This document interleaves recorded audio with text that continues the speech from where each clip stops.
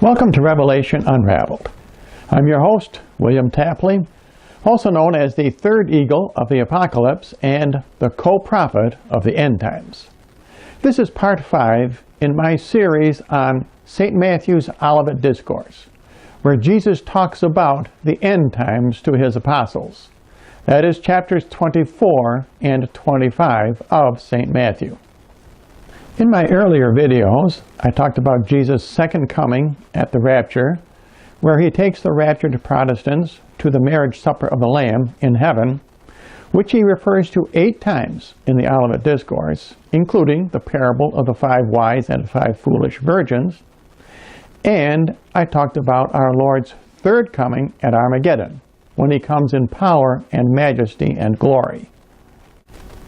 On this program, I will be talking about the millennium, which occurs before Jesus' fourth coming, and also our Lord's fourth coming, when he comes at judgment after the millennium.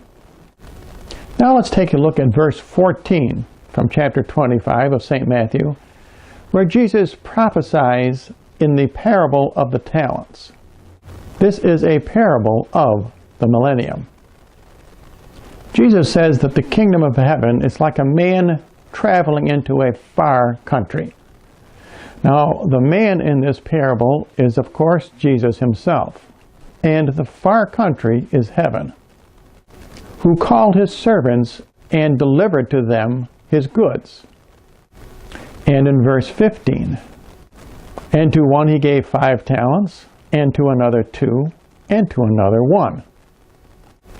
Now notice here that there are 8 talents. 8 is the number of new beginnings in the Bible. And of course the millennium is a new beginning. And then Jesus says that the man, that is himself, straightway took his journey. Now from this we know that Jesus will not stay and reign in person during the millennium. As soon as he distributes his talents to those 4 groups who are fortunate enough to survive into the millennium, he immediately leaves and goes back to heaven. Now, will people still be able to sin during the millennium? Let's look at verse number 19. After a long time, the Lord of those servants came back. Now, the long time in this passage refers to the millennium. And this coming back is his fourth coming at judgment. Notice what Jesus says next. And he reckoned with them. This word reckoning means judgment. In verse number 30, Jesus says, cast the unprofitable servant into the outer darkness, where there will be weeping and gnashing of teeth. Now this is the exact same punishment as the evil servant that we saw earlier in the Olivet Discourse, who was beating his fellow servants and eating and drinking with drunkards, that he received. So why should someone who simply does not use his talents receive the same punishment, that is, be cast into hell, as someone who beats his fellow servants and eats and drinks with drunkards? The difference is that the servant who eats and drinks with drunkards and beats his fellow servants refers to the time we are living in today. That is a sin of commission. The sins committed in the millennium will be much lesser sins. They will be sins of omission.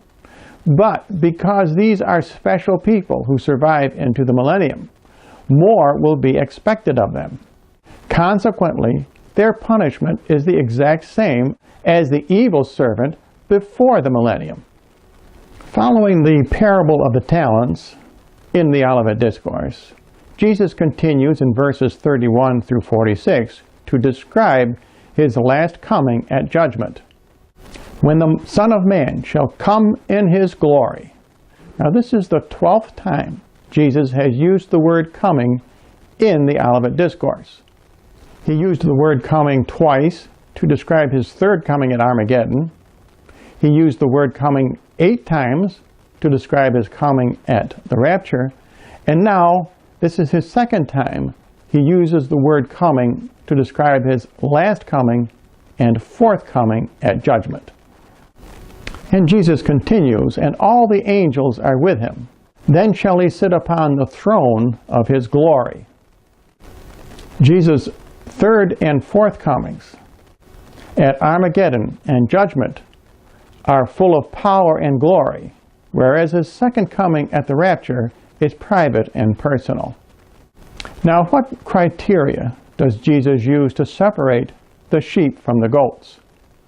For those who say that faith alone will save one, really should read the Olivet Discourse, because all of Jesus' criteria, which he uses to separate sheep from the goats, is determined by good works.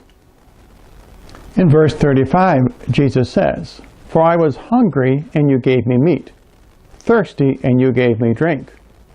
I was a stranger, and you took me in, naked, and you clothed me, sick, and you visited me, and in prison, and you came to me." Notice that all of these are corporal works of mercy. Nowhere does Jesus speak about faith as a criteria for being saved. It is all good works.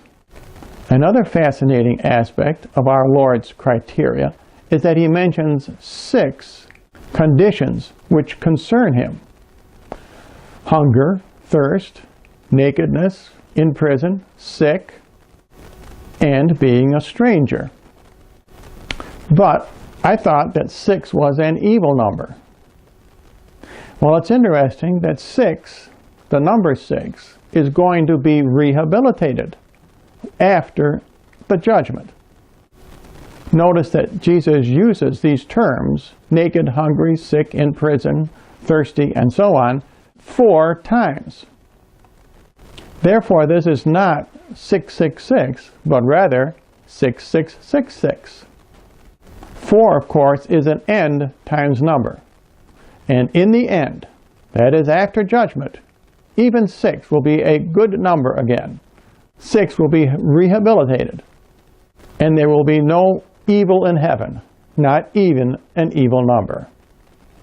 This concludes my series on the Olivet Discourse, and I hope it has been a blessing for you. If you would like more information, simply write to the address you see on your screen.